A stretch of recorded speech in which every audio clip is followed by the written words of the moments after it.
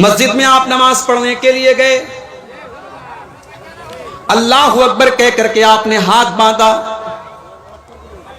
نماز آپ شروع کرنے جا رہے ہیں،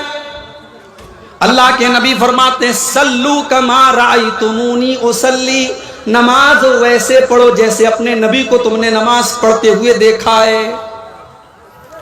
جیسا طریقہ نبی کا تھا نماز کا، ویسے ہی طریقے پر ہمیں نماز پڑھنی ہے۔ اللہ کے رسول جب نماز پڑھتے تھے سینے پر ہاتھ باندھتے تھے،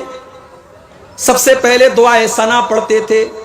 اللہم باعث بینی پڑھتے تھے، اعوذ باللہ پڑھتے تھے، بسم اللہ پڑھتے تھے، سورہ فاتحہ پڑھتے تھے۔ آپ نے یہ بھی فرمایا بغیر سورہ فاتحہ کے کوئی نماز نہیں ہوتی۔ آپ نے یہ بھی فرمایا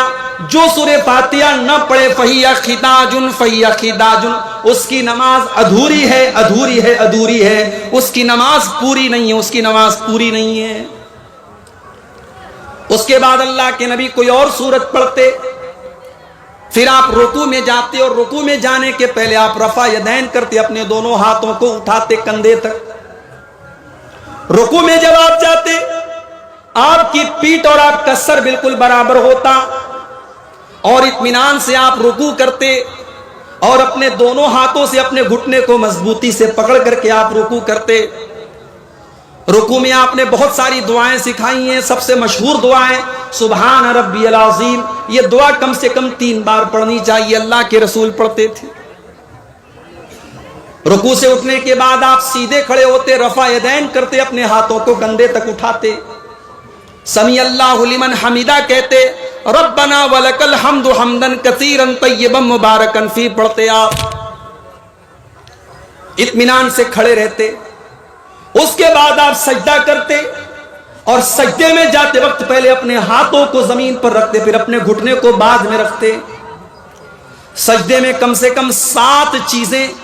زمین کے اوپر اللہ کے پیارے نبی رکھتے تھے۔ اپنی پیشانی کو زمین پر رکھتے تھے،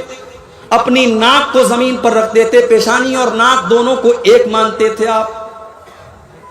دونوں ہاتھوں کو زمین پر رکھتے، دونوں گھٹنوں کو زمین پر رکھتے اور دونوں پیروں کو بھی زمین پر رکھتے اور پیروں کی انگلیوں کو موڑ کر کے ان کا رخ قبلہ کی طرف کر لیتے اور آپ اطمینان سے سجدہ کرتے۔ سجدے میں آپ نے کہنیوں کو زمین پر بچھانے سے منع کیا اور آپ نے فرمایا کتے کی طرح اپنے ہاتھوں کو سجدے میں زمین پر بچھا کر کے سجدہ نہ کرو۔